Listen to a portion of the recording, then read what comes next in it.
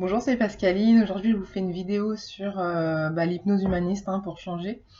Quoique, j'ai pas toujours fait ça. J'ai beaucoup fait sur les croyances limitantes et tout ça. Aujourd'hui, hypnose humaniste pour vous parler de l'induction hypnotique en hypnose humaniste, qui est pas évidente du tout, qui est beaucoup moins évidente que l'induction hypnotique en ericksonienne, en tout cas ce qu'on appelle en hypnose dissociante. L'hypnose humaniste, c'est une hypnose, c'est toujours de l'hypnose, donc c'est une hypnose où on rentre en état modifié de conscience, comme l'hypnose classique dans les spectacles, comme l'hypnose ericksonienne dans les cabinets de thérapie. La grande différence, c'est qu'elle est complètement opposée à l'hypnose ericksonienne et qu'au lieu de dissocier les personnes, conscients et inconscients de l'autre côté, on les garde bien associés et on fait grandir cette conscience pour que cette conscience qui est vous puisse interagir sur l'inconscient et aller modifier des choses à l'intérieur de vous qui ne vous conviennent pas ou qui ne vous conviennent plus. Ce que je voulais dire surtout, c'est que cette hypnose humaniste, ces inductions-là en tout cas, sont beaucoup plus compliquées à réaliser que des inductions ericksoniennes, parce que tout simplement, on est habitué à se dissocier. Dans la vie de tous les jours, on se dissocie tout le temps. On va au cinéma, on lit des bouquins, qu'est-ce qu'on fait d'autre pour se dissocier? On marche, on court, on fait du sport, on s'ennuie aussi, on est dans la lune. Et tout ça, c'est des états dissociés où, en fait, on teste entre 10 et 12 fois par jour des petites transes hypnotiques comme ça, où on s'envole ailleurs. Voilà. C'est ce qu'il y a de plus simple à faire, donc puisqu'on a l'expérience de cette transe hypnotique, de cette dissociation.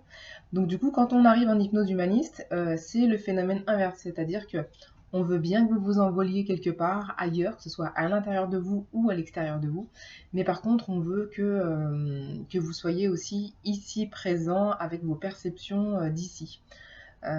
C'est-à-dire faire grandir votre conscience, avoir une expansion de conscience, vous sentir plus grand, plus large, plus vibrant avec tout le monde qui vous entoure, que ce soit en faisant des élévations matérielles, en imaginant que vous êtes au-dessus du ciel et que vous pouvez voir beaucoup plus de choses que ce que vous ne que la pièce dans laquelle vous vous trouvez, ou alors faire le tour du monde, ou alors prendre conscience des choses de la vie toutes simples, mais dont on n'a pas forcément conscience, dont on ne s'occupe pas, que ce soit le macrocosme de l'univers ou le microcosme sous terre ou dans les profondeurs de l'eau. Donc c'est vraiment prendre conscience qu'on est beaucoup plus vaste et qu'on peut avoir des perceptions multiples et différentes qui nous amènent en état modifié de conscience et qui nous permettent de travailler ensuite sur nos symboles, nos archétypes et ce qui nous empêche d'avancer dans la vie. Donc du coup, c'est beaucoup moins facile. On est plus habitué à rentrer à l'intérieur de soi, souvent pour ruminer des idées, se dire ouais, c'est pas bien ce que j'ai fait, comment je vais faire, est-ce que je pourrais faire mieux et ceci, cela. Quand les gens me racontent qu'ils dorment pas la nuit ou ils se réveillent en pleine nuit, ils sont en train de cogiter, ils sont en train de ressasser, vous êtes déjà en hypnose, mais du coup, c'est une hypnose négative parce que vous vous focalisez sur quelque chose à l'intérieur de vous, quelque chose qui vous fait pas avancer, mais en tout cas, vous êtes focalisé donc en état d'hypnose. Ce qu'on veut en humaniste, c'est vous ouvrir au monde, vous ouvrir à la vie, à tous les petits détails qui sont autour de vous, pour prendre conscience que voilà, on a chacun de l'énergie, on est chacun en intercommunication, et ça vous permet en fait de basculer dans un état modifié de conscience pour pouvoir travailler. Donc je dis deux fois la même chose. C'est pas grave. Donc je reprends cette hypnose humaniste, ça vous permet d'aller bosser plein de choses différentes, mais pour ça il faut arriver en induction. L'hypnose, tant que vous n'êtes pas en état d'hypnose, tant que vous n'êtes pas en transe hypnotique, que ce soit en ericksonienne, en humaniste ou en classique, tout ce que vous voulez, ça n'a pas d'impact sur ce qu'on fait derrière. Sinon, c'est de la psychothérapie toute bête, où on cherche à conscientiser des choses, mais on ne modifie rien. Donc l'important, c'est vraiment que l'induction humaniste ou ericksonienne, elle fonctionne pour pouvoir rentrer en état d'hypnose et pour pouvoir travailler là-dessus. Donc l'idée, c'est, en ericksonienne, il y a souvent des gens qui me disent mais j'ai peur de pas être réceptif, j'ai peur de pas y arriver, et je réponds aux gens, mais si, vous allez y arriver, on est tous réceptifs. C'est une croyance qui a la peau dure, hein, ici en France en tout cas, mais on est tous réceptifs. Ce qui est différent, c'est qu'on a des canaux sensoriels différents, chacun à notre niveau. Il y en a qui sont plus auditifs, moi je suis plus auditive, donc je suis sensible au son. Il y en a qui sont plus visuels, il y en a qui sont plus kinesthésiques sur leurs sensations, comme on utilise en sophrologie avec la respiration. Donc chacun est réceptif, mais a un canal sensoriel préférentiel. Il faut connaître ce canal sensoriel préférentiel pour pouvoir rentrer plus facilement en état d'hypnose. Et ça ne concerne que l'hypnose dissociante, puisqu'en hypnose dissociante, c'est sur ce canal préférentiel qu'on va, nous, hypnothérapeutes, se caler pour pouvoir vous aider à rentrer facilement vous-même en état d'hypnose. En hypnose humaniste, pas trop d'intérêt. En hypnose humaniste, ce qu'on veut, comme je vous le disais, c'est grandir, vous connecter au monde et avoir de nouvelles perceptions, de multiples perceptions et être connecté à tout ce qui est vivant autour de vous. Donc on n'est plus sur des canaux sensoriels, on est sur de l'intuition, travailler son intuition et sa conscience, avec un C majuscule, sa grande conscience, capter le maximum d'informations qu'il y a autour de vous. Et que nous, dans notre petit conscient, on s'en rend pas forcément compte. Moi, je suis chez moi, dans ma petite pièce, mais j'ai pas conscience de la fleur qui est de l'autre côté, de ce qu'elle vit, de la couleur qu'elle émane, et de la lumière qu'elle reçoit, et de plein de choses, et de toutes les petites bêtes qui grouillent à l'intérieur du pot. Donc voilà, c'est pour vous expliquer ça. En hypnose humaniste, on veut vous connecter au monde extérieur et c'est plus de l'intuition, c'est plus de l'information qu'on vous transmet pour que vous puissiez évoluer dans cette induction hypnotique et pouvoir développer de plus en plus la transe. Pour ça, en tout cas, pour l'hypnose humaniste, on a besoin de votre imagination pour pouvoir recréer toutes les perceptions.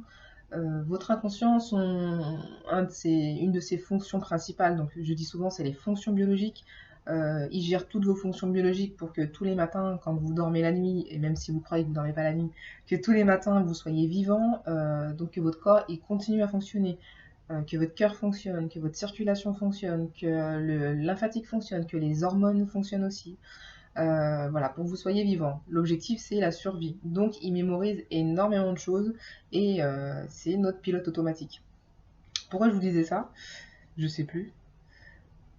Je sais plus pourquoi je vous disais ça. Pour contacter l'inconscient, peut-être. Oui, ça y est, je suis revenue dans ma tête.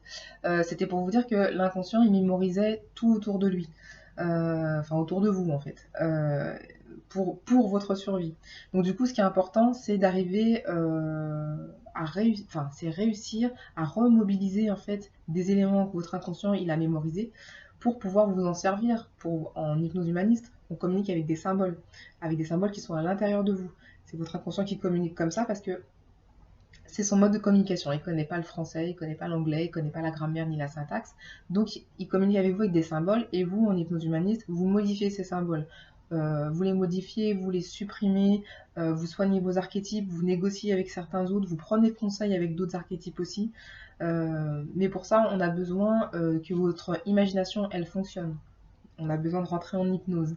On a besoin du coup de votre imagination pour que les petits bouts puissent pour que vous puissiez grandir en conscience, que vous puissiez percevoir des choses.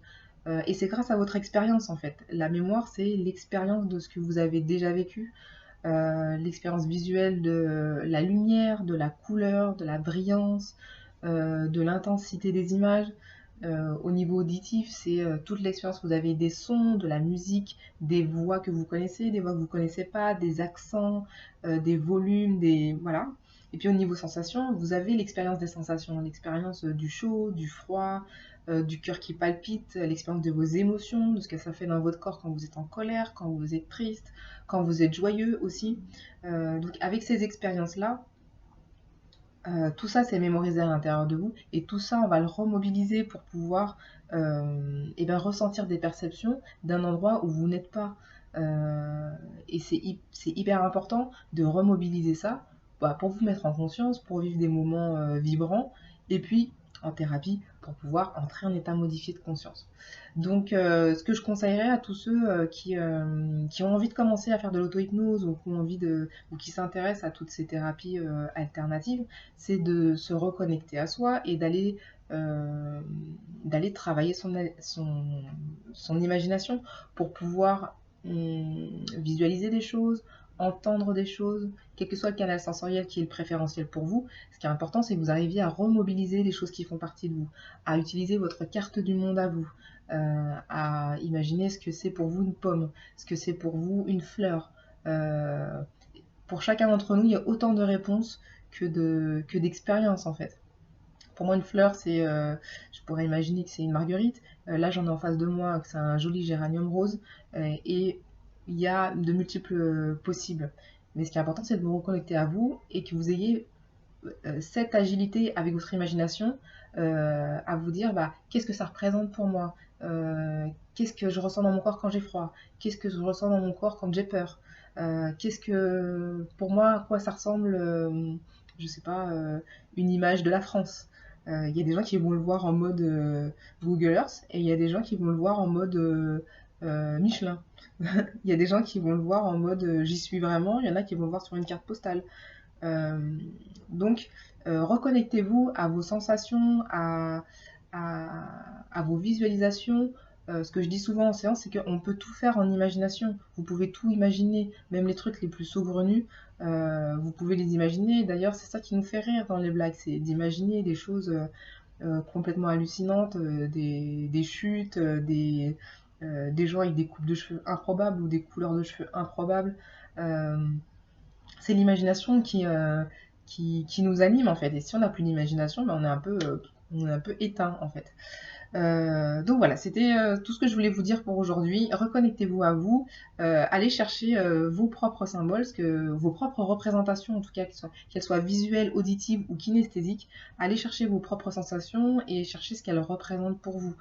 Une fois que vous aurez un panel assez conséquent de toutes vos représentations, et ben ça sera plus facile, si vous faites une séance, de vous reconnecter à vos représentations concernant vos angoisses, vos peurs, vos douleurs. Ça vous permettra de pouvoir aller les gérer grâce à l'hypnose humaniste. Voilà. Je vous fais des gros bisous, je vous dis à très très bientôt. N'hésitez pas à liker, n'hésitez pas à vous abonner, n'hésitez pas à poser des questions aussi, c'est très intéressant quand on pose des questions. Et puis du coup ça amène une discussion et parfois une question en amène une autre. Voilà. Je vous fais des gros bisous et je vous dis à très bientôt. Ciao ciao.